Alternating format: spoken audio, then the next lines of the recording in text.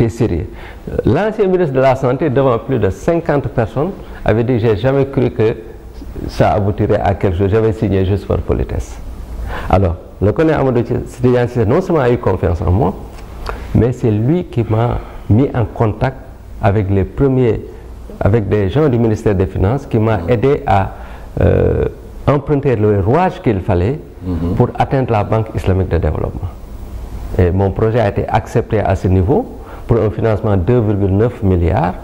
Mais vous savez qu'on ne peut rien obtenir de la Banque islamique de développement sans l'accord du chef de l'État. Donc ce qui fait que le président Macky Sall, sur les 3,4 milliards, avait pris, je pense, 1,9 milliard de la Banque islamique de développement. Donc c'est pour dire qu'il y a des personnes que je n'ai pas tellement citées qui m'ont beaucoup aidé. J'ai été énormément aidé. Donc la réussite de ce projet, ce n'est pas la réussite du professeur Moussa Seydi, c'est la réussite de mon équipe, des privés, de tous ceux qui ont participé. Évidemment, il y a des gens qui ont tout fait pour essayer de détruire tout ce que je faisais, mais je ne veux pas me focaliser sur ça et je ne veux pas en parler. Nous aussi, nous faisons des recherches, professeur Seydi, nous aussi, comme vous, homme de science. Mais ce qui est sûr, c'est qu'à l'origine, le financement des Américains vous était destiné personnellement. Oui. Et c'est vous qui avez pris l'engagement de reprendre ce financement et le mettre au service de la nation. Mais c'est destiné personnellement, mais pas pour que je mette dans ma poche, non, pour que je construise une maison, destinée pour que je construise un service qui va prendre en charge les malades atteints de maladies infectieuses.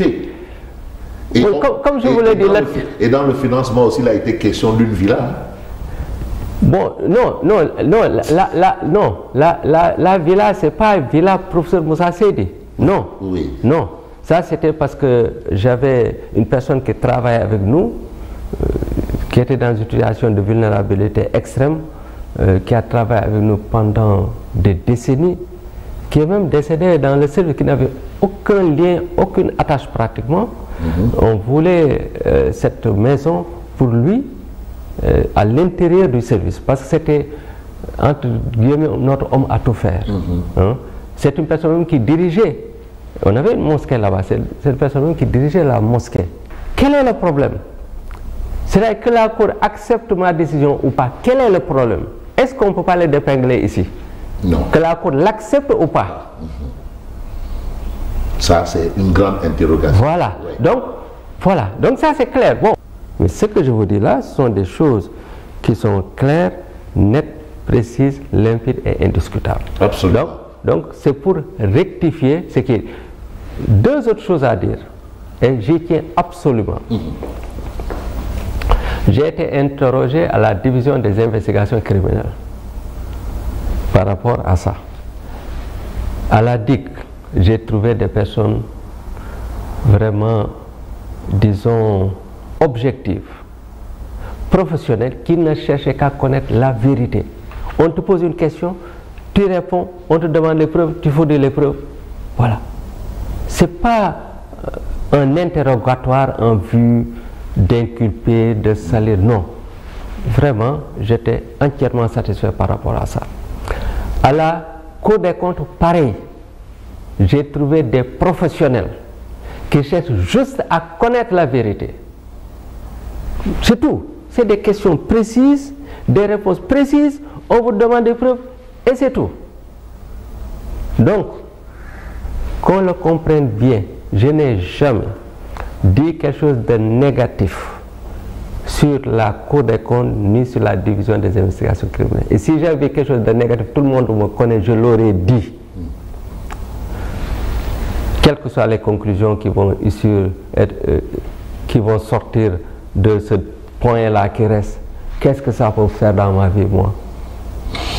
Si aujourd'hui on me dit que voilà, ce n'était pas une erreur, vous avez raison, j'aurais perdu du temps. Et je préfère ne pas dire le sentiment qui m'animera en ce moment. Si on me dit on vous fait une amende, pour quelqu'un qui a amené 1 milliard dans son pays, on vous demande de payer une amende. Parce qu'on ne peut pas vous demander de payer même 3 millions parce que c'est justifié. C'est encore plus ridicule. Oui. Donc, est-ce que moi j'ai un problème? Pas du tout. Quel est le problème que je peux avoir? Non. Moi, je considère que c'est ceux qui vont me juger qui auront un problème. Absolument. Moi, je n'ai pas de problème. En tout cas, je persiste et signe pour dire que tout ce qui a été fait avec professionnalisme. Moi, je ne dénigre pas ni la Cour des comptes, ni la division des investigations criminelles. Je ne suis pas épinglé. C'est des problèmes de procédure qu'ils avaient signalés. Ils ont fait des remarques. J'ai répondu. Voilà ce que j'ai à dire. Si j'ai violé la loi, qu'on sache que ce n'était pas de mon intention, c'est la faute de Fabrice. C'est la question. Mais une dernière question, hein, parce que le centre, le service des maladies infectieuses, mais devait porter le nom du professeur Seydi. Et c'est Macky Sall qui nous l'avait promis. Où en sommes-nous? Oui, vous savez... Est-ce que les nouvelles autorités... Oui, avant de répondre à votre question, je vous dis ce que j'ai l'habitude de dire à tout le monde. Ce qui est plus important, c'est que le service fonctionne. Oui, je termine. Oui. Je termine. C'est pas que ça porte mon nom ou le nom de quelqu'un d'autre. Moi, ce qui était plus important pour moi, c'est d'avoir une fondation pour pouvoir continuer à aider le service. Nous y sommes depuis 4 ans. Ce n'est pas encore réglé. S'il n'y a pas la fondation, il n'y a pas de préjudice personnel pour moi. Mais je sais qu'il y aura un préjudice. Parce qu'actuellement, 90% de la maintenance, c'est moi qui m'en occupe en cherchant des partenaires.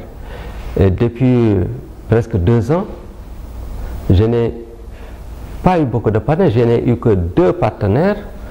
Un seul nouveau partenaire, c'est la SAR, M. Mamadou Habib Diop, que je remercie. Vous ne verrez pas le logo de la SAR à l'entrée pour l'instant, parce qu'il doit venir visiter pour qu'on discute, etc. Il m'a reçu. Il ne me connaissait pas, il ne m'a jamais vu et spontanément il a accepté de m'aider. Donc je voudrais profiter de l'occasion pour le remercier et pour remercier également sa société. J'ai eu une dame qui est venue hier seulement pour m'aider et en même temps aider des personnes vulnérables dans les îles, notamment à Ndiaganiao, à Nguetche et à Palmarin.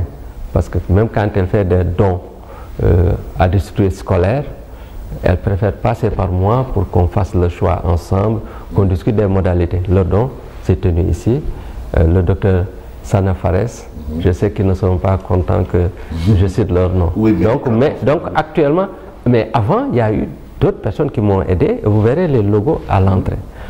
Mais ça ne suffit pas. Il faut que l'État s'engage davantage et il faut la fondation. Parce qu'on ne peut pas avoir un service comme ça et le laisser péricliter du fait des problèmes de maintenance. Et vous savez que la maintenance, c'est un gros problème ici au Sénégal. C'est ça, pour moi, le plus important. Maintenant, pour le nom, c'est vrai que j'ai rencontré le président Macky Sall au palais. Et quand il a fait la proposition, quand j'ai voulu prendre la parole, il m'a dit non, je ne demande pas ton avis, c'est déjà décidé. Je suis juste en train de voir quand est-ce qu'il faut faire l'annonce. Quand il est venu ici, il a fait l'annonce. Mais vous pensez sincèrement qu'un président de la République a le temps de s'occuper de détails pareils? S'il le dit, pour moi, c'est peut-être son staff ou peut-être le ministère de la Santé. En tout cas, c'est d'autres personnes qui doivent s'occuper de la suite. Si ces personnes le font, ça peut aboutir. Si ces personnes ne le font pas, ça n'aboutira pas. Mais pour dire tout simplement que cela aboutisse ou pas, ça ne change rien à mon engagement. Parce que si mon engagement devait changer, on ne serait pas là aujourd'hui en train de parler de cette maladie infectieuse. Le service des maladies infectieuses ne serait pas toujours ce qu'il est. Tout ce que nous avions fait, entre-temps, nous avons amélioré. Tout à l'heure, je vous ai parlé d'une bibliothèque qu'on vient de monter, qui n'était pas là avant. Donc, il y a d'autres choses que nous avons eu à faire. Donc, ça n'a pas ralenti mon engagement à faire développer ce service. Donc, si ça porte mon nom, je l'accepte. Parce que, comme on le dit, l'honneur ne se refuse pas. Et pour beaucoup d'autres raisons. Mais si ça ne porte pas mon nom, ça ne change absolument rien à mon engagement, ni au fonctionnement du service. Que ce soit sur des maladies infectieuses, Fabrice Nguema ou Moussa Seydi, ça change quoi pour le fonctionnement? Moi, je suis un pragmatique. Donc, c'est pour dire que je ne me sens pas du tout gêné, frustré et tout, mais il ne faut pas aussi considérer que le président a dit quelque chose qu'il n'a pas eu à faire. Il a toujours respecté toutes les promesses qu'il a eu à me faire. Le président Macky Sall. Président Macky Sall. Oui. Tout ce qu'il m'a dit, il a fait. Donc, s'il y a des choses s'il y a des retards par rapport à quelque chose, c'est parce que pour moi, ce n'est pas de son ressort. Il le dit. C'est à d'autres d'exécuter. Imaginez-vous, quand j'ai terminé le service, c'est lui-même qui me dit, je veux vous ajouter de l'argent